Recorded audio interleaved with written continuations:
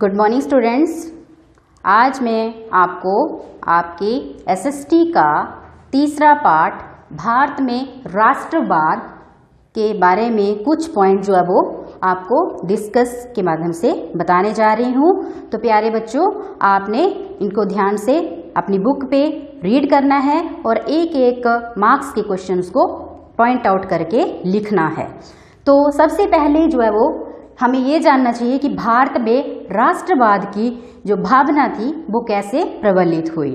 तो सबसे पहले आपको ये बताया गया है कि भारत में राष्ट्रवाद की भावना जो है वो शुरू से मीन्स कि जैसे कि 1857 का जो विद्रोह हुआ था उसमें जो महान नेता हुए जैसे लक्ष्मीबाई और भी जो क्रांतिकारी थे, उन्होंने अपने देश के प्रति जो है वो प्यार की भावना, प्रेम की भावना जागृत की और उस भावना को दूसरे लोगों तक भी पहुंचाया और उनको भी राष्ट्र प्रेम के प्रति जागृत किया। तो इसकी शुरुआत जो है वो सबसे पहले प्रथम विश्व युद्ध के बाद होती है। तो जो प्रथम महायुद्ध था वो 1914 से शुरू हुआ था और 1918 ईस्वी तक चला था।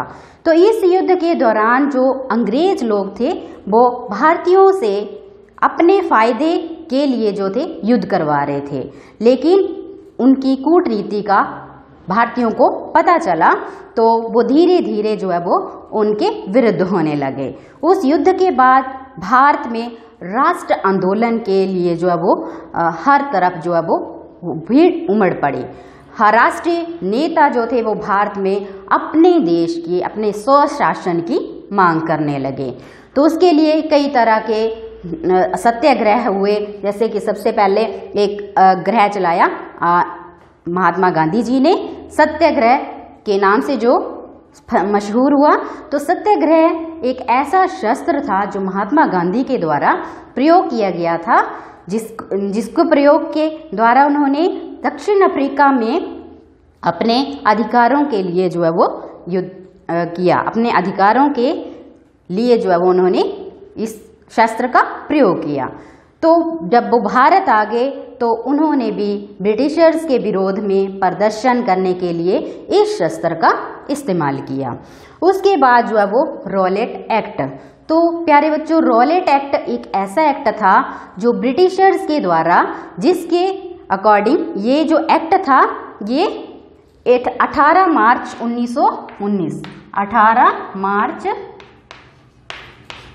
1919 में जो है ये ब्रिटिशर्स के द्वारा पारित किया गया था। तो ये एक दमनकारी कानून था जिसके अनुसार भारतीयों को बिना किसी मुकदमे के उनको जेल में रखा जाता था और 2 वर्ष का उनको कारावास कर दिया जाता था। तो इस कानून के विरोध में लोग जो थे वो भड़क उठे। वो भी जगह जगह जो ग्रुप बनाकर, समूह बनाकर जो थे वो सरकार के खिलाफ होने लगे। तो इस आंदोलन में महात्मा गांधी ने इस एक्ट के लिए जो है वो एक खुली चुनौती माना और उन्होंने इस एक्ट के विरुद्ध जो है वो सत्याग्रह आरंभ कर दिया। तो इस तरह जो है वो धीरे धीरे एक विशाल आंदोलन का रूप जो है वो धारण कर लिया। उसके बाद बच्चों आपको बताया गया है कि बुक में जलियांवाला बाग दुर्घटना। तो जलियांवाला बाग दुर्घटना जो थी वो 13 अप्रैल 1919 में अमृतसर के जलियांवाला बाग में हुई थी। तो वहाँ पर लोग शांतिपूर्वक जो है किसी अपने उद्देश्य के लिए एक आपस में ग्रुप बनाकर डिस्कशन के लिए शांतिपूर्वक इकट्ठे हुए थे, लेकिन अंग्रेज उनकी इस एकता से जो है वो बहुत डर गए, घबरा गए। तो उन्होंने, उनके अधिकारी जनरल डायर, उन्होंने बिना किसी नोटिफिकेशन के वहाँ पर क्या गोलियाँ चलवा दी। निहत्थे लोगों पर बहुत ज़्यादा गोलाबारी की, जिससे बहुत से लोगों की जान चली गई। सैकड़ों निर्दोष स्त्रियां पुरुष जो थे वो उसमें मारे गए। तो उस वजह से पूरे भारत में जो है वो शोक की लहर दौड़ गई। फिर उसके बाद जो है वो महात्मा गांधी ने असहयोग आंदोलन शुरू कर दिया। अब असहयोग आंदोलन क्या होता है? असहयोग आंदोलन जो है वो सबसे पहले जो मिडल वर्ग के, मध्य वर्ग के जो शहरी लोग थे उन्होंने शुरू किया।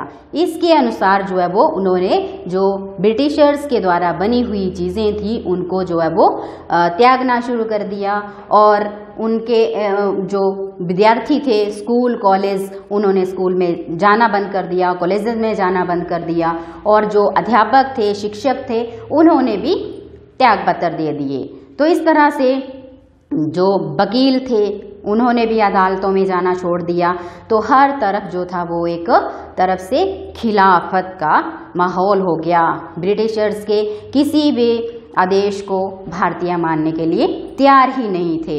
जगह जगह पर आंदोलन और मोर्चे दिखाई पड़ रहे थे, अलग अलग नेताओं के द्वारा उनको मोटिवेट किया जा रहा था। तो इस तरह से कई चौराहों पर जो है वो अंग्रेजों के द्वारा बनाए गए कपड़ों को जलाया जा रहा था, कई जगहों पर शराबों के ठेकों को जला दिया जा रहा था। तो इस तरह से हर एक भारतीय जो था ब्रिटिशर्स का बनी हुई चीज़ों का आविष्कार करने लगा। तो प्यारे बच्चों, इन पॉइंट्स के थ्रू जो है वो इस वीडियो में इतना ही, और नेक्स्ट जो है वो अगले पार्ट में मैं आपको बताऊंगी अगले पॉइंट्स।